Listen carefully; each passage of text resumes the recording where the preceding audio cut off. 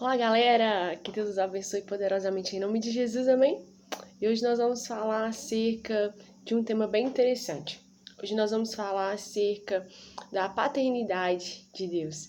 Nós vamos fazer aí um paralelo, uma analogia, né, de Deus como sendo um pai biológico e Deus como sendo um pai espiritual. Vamos orar? Pai, nós te adoramos, exaltamos o teu santo nome, te convidamos. Espírito Santo de Deus, venha vivificar a sua palavra em nós, abrir a nossa mente e o nosso coração para recebermos o conhecimento, para recebermos o alimento, para recebermos aquilo que é a revelação do céu acerca das Escrituras. Que o Senhor seja tudo em nós e esse momento é gracioso, é precioso. Sinta-se à vontade para nos ensinar, para nos guiar, para nos corrigir, para nos estruturar, para fazer de nós amigos, servos, filhos, filhas, amados e amadas do Pai. Que a tua alegria seja a nossa força e que aqueles que têm ouvidos para ouvir, que ouçam aquilo que o Espírito de Deus diz para nós que somos a noiva. Em nome de Jesus eu oro, amém, graças a Deus. A palavra do Senhor aqui em Gênesis traz para a gente um relato muito interessante. A partir do versículo 24 do capítulo 1, a palavra nos diz acerca da criação dos seres viventes. E aí a palavra vai trazer um relato da criação de todos os seres que vivem. Como, por exemplo, o versículo 24, e disse Deus, produz a terra alma vivente, conforme a sua espécie, gado e répteis, e bestas feras da terra, conforme a sua espécie. E assim foi. Versículo 25, e fez Deus as bestas feras da terra, conforme a sua espécie, e o gado conforme a sua espécie. E viu Deus que era bom, e disse Deus, façamos o homem à nossa imagem, conforme a nossa semelhança, e domine sobre os peixes do mar, e sobre as aves dos céus, e sobre o gado, e sobre toda a terra, e sobre todo réptil que se move sobre a terra. E criou Deus o homem à sua imagem, e a imagem de Deus o criou, macho e fêmea os criou. E Deus os abençoou, e Deus lhes disse, frutificai e multiplicai-vos, e enchei a terra e sujeitai-a, e dominai sobre os peixes do mar e sobre as aves dos céus, e sobre todo o animal que se move sobre a terra. Sabe o que é interessante? Porque a palavra aqui, quando Deus ele chama Jesus e o Espírito Santo para fazer o homem, ele não diz, eia, façamos filhos conforme a nossa imagem e semelhança. Ele diz, façamos o homem conforme a nossa imagem e a nossa semelhança. Sabe o que é interessante? Porque o homem aqui denota a humanidade, né? O homem aqui, ele representa eu e você, homens e mulheres, amém? E nós vamos entender que aqui o Senhor, ele chama Jesus e o Espírito Santo para fazer a humanidade. E aqui nós podemos entender que, assim como os nossos pais, né, os nossos pais biológicos, quando eles consentem em nos ter, ou talvez não consentem, às vezes eles não planejaram isso, mas aconteceu, né, da nossa mãe engravidar, né, enfim, e nós sabemos como que se dá essa concepção, e aí nós nascemos, e essas pessoas, elas são denominadas os nossos pais biológicos, certo? Então aqui nesse momento, Deus, ele se coloca como nosso pai biológico, aquele que é o nosso progenitor.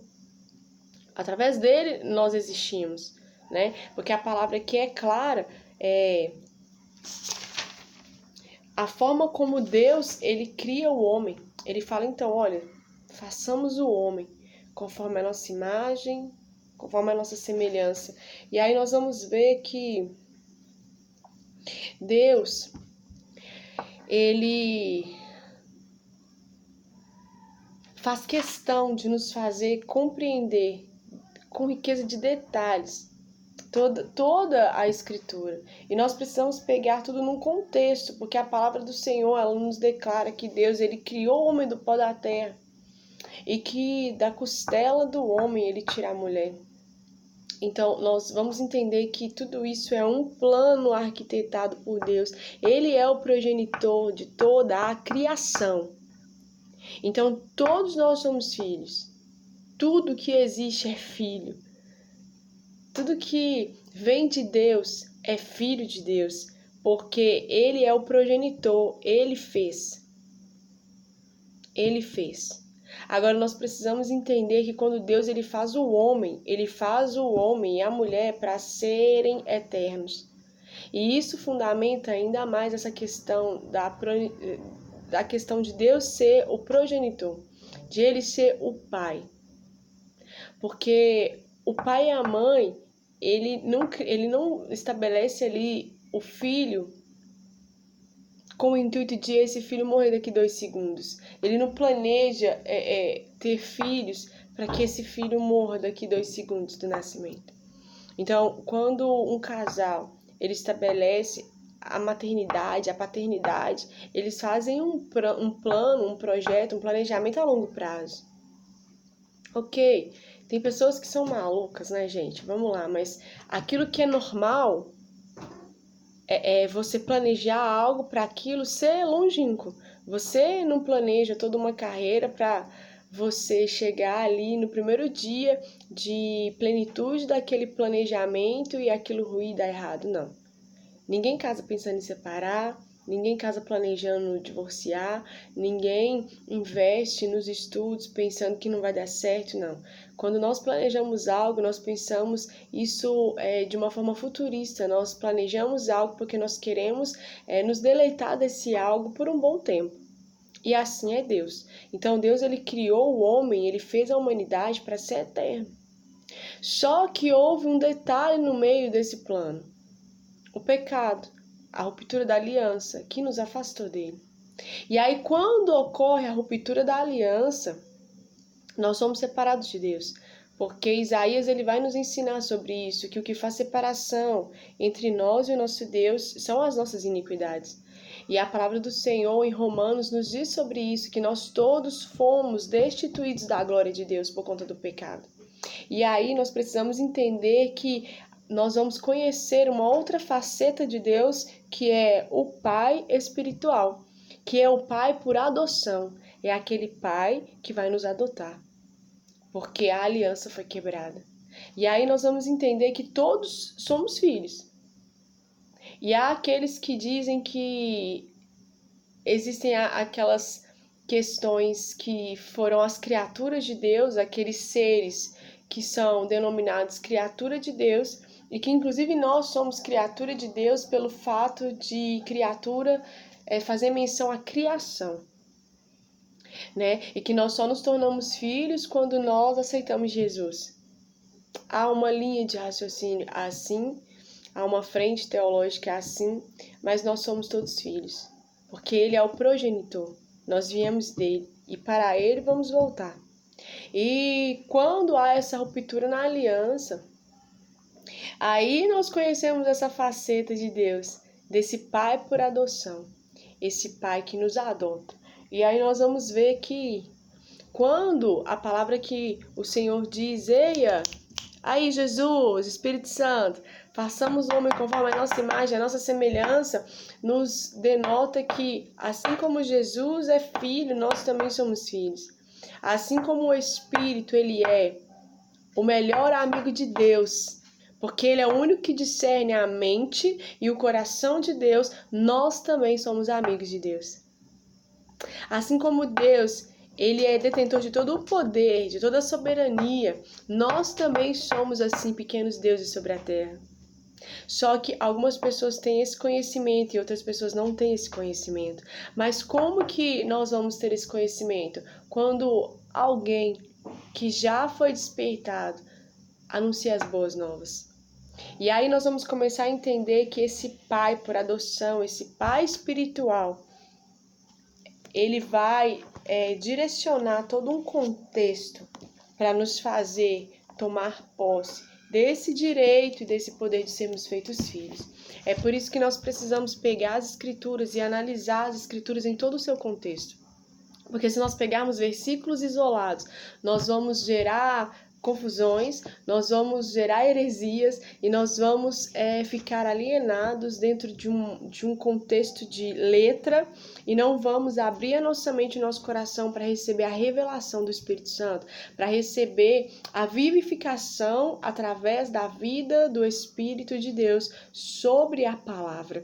E aí nós vamos ver que o primeiro capítulo do Evangelho de João traz uma narrativa muito interessante, todo o contexto do primeiro capítulo de João, mas especialmente a partir do versículo 12, onde a palavra nos diz: mas todos quantos o receberam, deu-lhes o poder de serem feitos filhos de Deus, aos que creem no seu nome. Só que nós não podemos ficar só restrito a esse versículo para dizer que filho é tão somente aquele que crê e é aquele que o recebe. Porque Jesus, ele foi para a cruz, não foi para nos tornar filhos, porque filhos nós já éramos. Ele foi para a cruz para nos religar ao Pai. Ele foi para a cruz para nos religar ao Pai biológico. Ele foi para a cruz para nos lembrar a nossa origem, para nos lembrar que o Pai biológico nos gerou para sermos eternos, porque Ele nos gerou para que nós possamos estar com Ele eternamente. Então, Jesus, ele foi para a cruz não para nos tornar filhos, ele foi para a cruz para nos religar ao Pai. E aí nós vamos ver que o versículo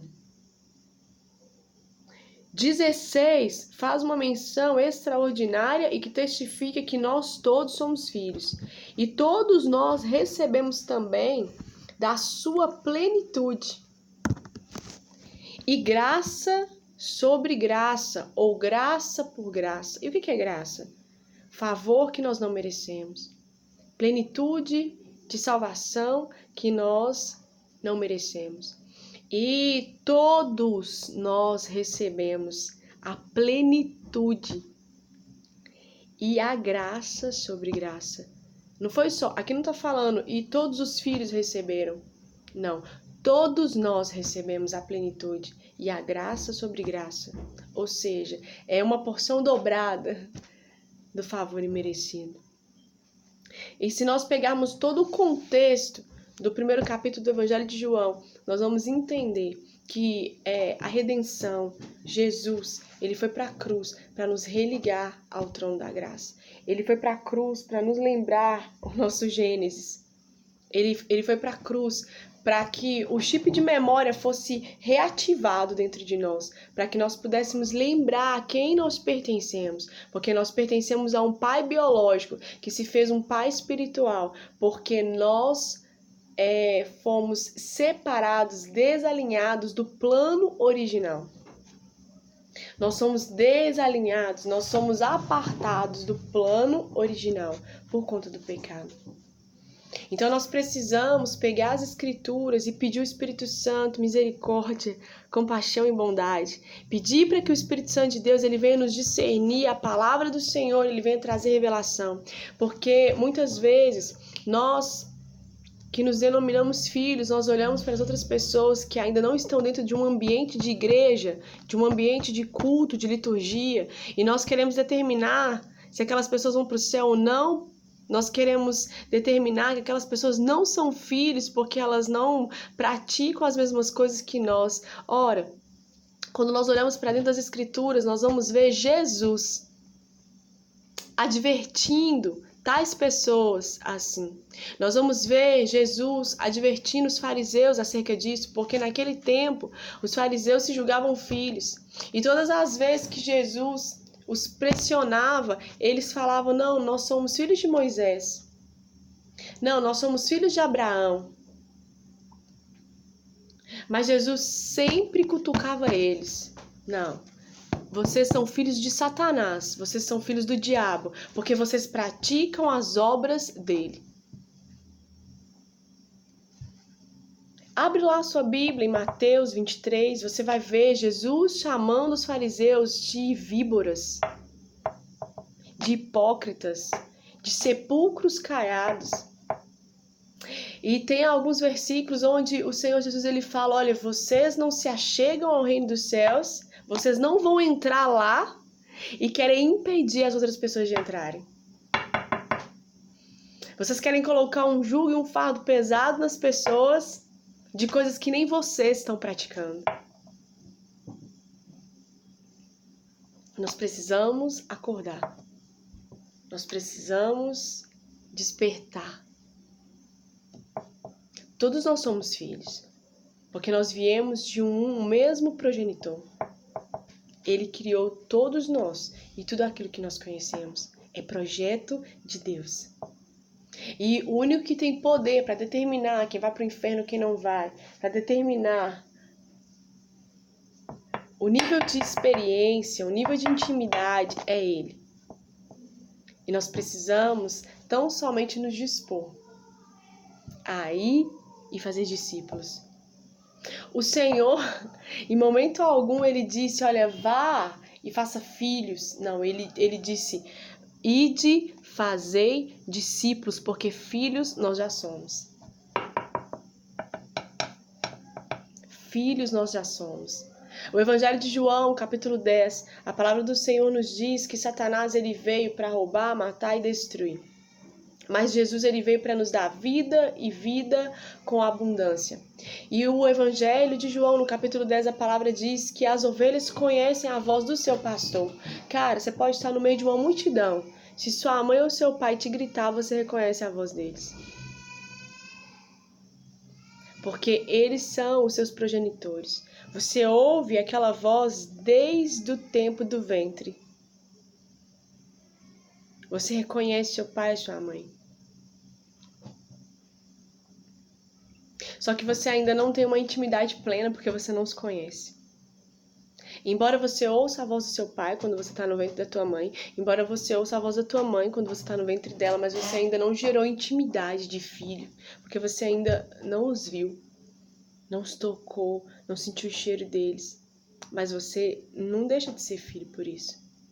Quando nós crescemos e vamos ter a nossa vida, nós vamos morar lá no Japão, e os nossos pais moram aqui no Brasil, você não vai deixar de ser filho. Só que você não vai ter o mesmo relacionamento de quando você estava aqui perto deles. Nós todos somos filhos. E nós precisamos agir como tais. Porque quando nós somos filhos e filhos obedientes como Cristo, nós vamos dar para o nosso Pai aquilo que é o deleite do coração dele, aquilo que ele sente prazer, aquilo que faz ele se alegrar, almas. O que um pai quer? Os filhos bem, os filhos por perto. Um bom pai, ele quer zelar pela segurança da tua casa, dos teus filhos. Porque os filhos, eles são a glória do pai.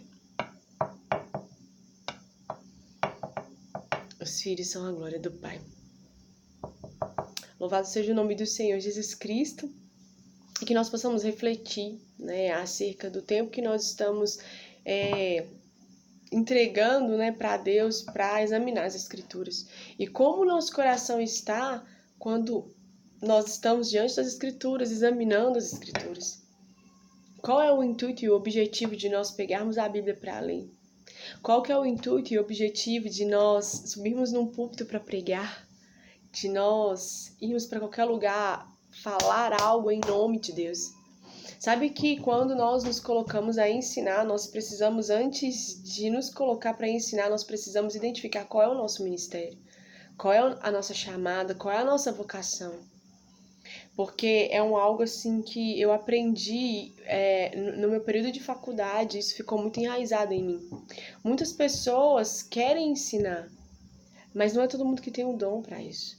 Por exemplo, no meu período de faculdade, eu tive professores fabulosos que detinham de um conhecimento extraordinário, mas nem todos sabiam expressar esse conhecimento, mas nem todos sabiam passar esse conhecimento. Por quê? Porque nem todos eram mestres.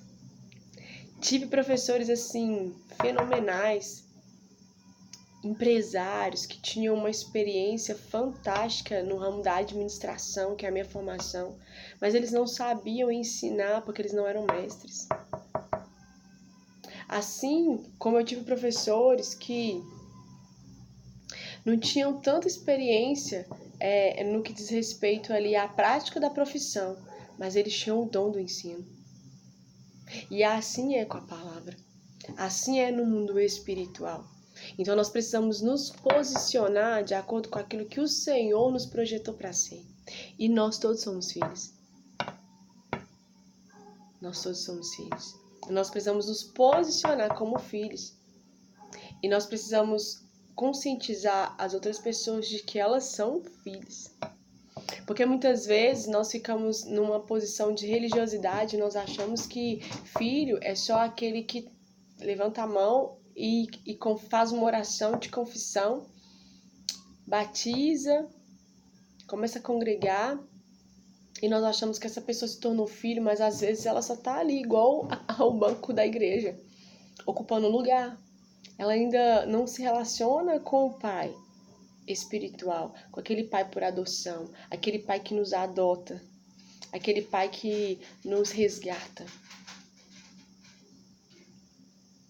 Sabe que Jesus, ele foi o filho mais velho que veio resgatar os filhos mais novos, né?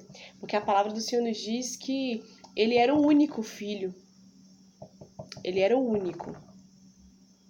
Ele era o único. E foi por isso que quando Deus foi gerar os outros filhos, ele falou: eia, façamos o homem conforme a nossa imagem e a nossa semelhança. Porque qual é a imagem e a semelhança de Jesus? De filho. Qual é a imagem e semelhança do Espírito Santo? Amigo, consolo, refrigério, ensino. Qual é a imagem e semelhança de Deus? Poder, glória, soberania, fogo que consome, autoridade, governo, sabedoria, ciência, bondade, amor, longanimidade.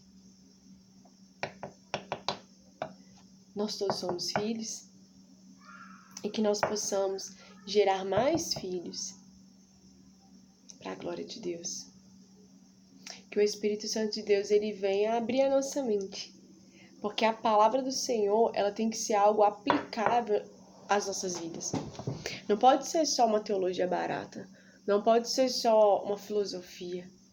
Ela tem que ser a decisão de conversão, a decisão de convergir, de mudar de rota, a decisão de pegar todas essas palavras, todos esses capítulos e versículos e internalizar e fazer com que isso seja algo prático, seja algo palpável na minha vida. Eu preciso trazer as escrituras para perto do meu dia a dia, para que faça parte do meu cotidiano, para que seja a minha vivência. Eu preciso me relacionar com esse livro aqui. Eu preciso me relacionar com essa palavra, mas da forma correta, trazendo a glória de Deus, clamando pela presença do Espírito Santo de Deus, porque Ele é o nosso ajudador para compreender as Escrituras. Não tem como a gente ir no nosso intelecto, na força do nosso braço, porque vai dar ruim. Nós precisamos chamar aquele que vai vivificar a palavra, porque a letra por si só ela mata, mas o Espírito traz a vida. Senão nós vamos ficar pessoas religiosas e vamos achar que só nós somos filhos e que só nós vamos para o céu. Afinal de contas, eu já canto, afinal de contas, eu já prego, afinal de contas, eu oro em línguas, afinal de contas, eu jejuo. E aí eu vou olhar para as meninas de shortinho e topperzinho e vou falar: aquilo é filho de Satanás.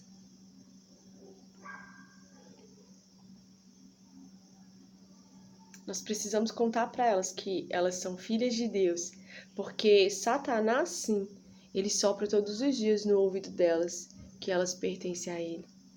Mas lá em Gênesis, a palavra do Senhor nos diz que Deus, ele disse: eia, façamos o homem conforme a nossa imagem e a nossa semelhança. Ela não está dizendo que Satanás disse: olha, vamos fazer o homem conforme a nossa imagem e a nossa semelhança. Até porque ele não tem poder para fazer isso. Ele usurpa os filhos de Deus. E ele usurpa os filhos de Deus quando a igreja, quando a noiva está dormindo, está tosquenejando, está distraída, está sonolenta, está julgando, está roubando, está matando, está fazendo o papel de Satanás. Assim como os fariseus que Jesus advertiu. É um tempo de restauração nos altares da nação brasileira. É um tempo onde o Senhor, Ele vai levantar os tabernáculos caídos da adoração. E nós precisamos estar atentos, porque o Senhor está nos chamando para viver as Escrituras e não viver aquilo que nós achamos que é certo. Ele está nos chamando para viver aquilo que a palavra diz que é o correto. A palavra do Senhor nos diz, lá no Evangelho de Marcos, no capítulo 16, aquele que crê e for batizado será salvo. Lá não está falando que aquele que crê e for batizado se torna filho, se torna salvo, porque filho nós já somos. Nós já somos filhos. E nós somos filhos duas vezes. Nós somos filhos biológicos e filhos por adoção. Nós somos filhos biológicos e filhos por adoção. Que Deus te abençoe poderosamente em nome de Jesus. E eu quero te dizer que teologia é bom, conhecimento é válido, mas a teologia é o estudo que o homem faz acerca de Deus. E nós somos imperfeitos e Deus é perfeito. E tudo aquilo que nós, que somos imperfeitos, colocamos nas nossas mãos, vai ter imperfeições. Mas tudo aquilo que Deus, que é soberano e perfeito, coloca as mãos dele, ali só há perfeição, plenitude e graça sobre graça. Então, todas as vezes que você for estudar qualquer coisa acerca de Deus, seja as escrituras, seja fazer uma graduação de teologia, seja fazer o que for, chame o Espírito Santo para te auxiliar, para te ajudar, para te acompanhar. E, sobretudo, clame pela misericórdia de Deus para que você tenha uma vida com Ele. Porque ler a Bíblia é poderoso, é importantíssimo, mas vivê-la é fundamental se você quer ter uma vida. Se você realmente quer morar no céu, você precisa viver as Escrituras. Você precisa viver as Escrituras. Sabe que lá em Apocalipse, a palavra do Senhor faz menção a um livro selado. E a um livro que foi escrito por dentro e por fora. Sabe que nós precisamos entender que o Senhor Ele quer nos marcar por dentro e por fora. Nós precisamos viver as Escrituras por dentro e por fora. Porque aquilo que eu internalizo tem que refletir em quem eu sou pelo lado de fora. Hoje mesmo eu vivi uma experiência que veio uma ira santa em mim. Eu entrei na padaria, fui comprar um pãozinho quando eu estava voltando do trabalho. E ali as atendentes, eu vi que até a dona, a menina que é filha da dona da padaria, estava questionando uma das balconistas e falando: uai, mas você não é crente? Como é que você tá falando que você vai bater na pessoa? Aí a mulher pegou e falou assim: uai, mas eu não vou levar desaforo não, nessas horas eu até esqueço que eu sou crente. Aí chegou minha vez de pesar o pão, aí ela caiu na bobeira de falar comigo assim: não é mesmo, menina? Eu não posso ser boba não, se alguém vier me xingar ou querer me bater, eu tenho que revidar. Aí eu respirei bem fundo e falei pra ela assim: olha, é o seguinte, não é isso que Jesus ensina nas Escrituras. Jesus ele ensina que se alguém te bater num lado da face, você tem que entregar o outro lado para a pessoa bater também. E então são coisas assim que aquelas outras moças lá, elas não são cristãs. Mas aquela mulher fala que é. E ela não estava dando um bom testemunho. Ela não estava dando um bom exemplo. Então nós precisamos acordar, galera. De verdade. Muitas vezes as pessoas elas querem regular a sua roupa, elas querem regular quantas tatuagens você tem, e aí é algo muito pessoal, eu estou falando das coisas que as pessoas fazem comigo, das coisas que as pessoas falam pra mim, e eu ainda acho nobre aquelas pessoas que têm coragem de falar pra mim, porque a maioria não tem coragem de falar pra mim, fala nas costas, e aí querem me dizer que são filhos de Deus? Aí querem me dizer que é a igreja de Deus? Há uma controvérsia aí, certo? Então nós precisamos acordar. Nós precisamos vigiar mais. Nós precisamos nos posicionar. E não é desabafo, porque eu sou muito bem resolvida em relação a isso. Mas eu estou compartilhando com vocês algo que é muito intenso e real e nós precisamos acordar.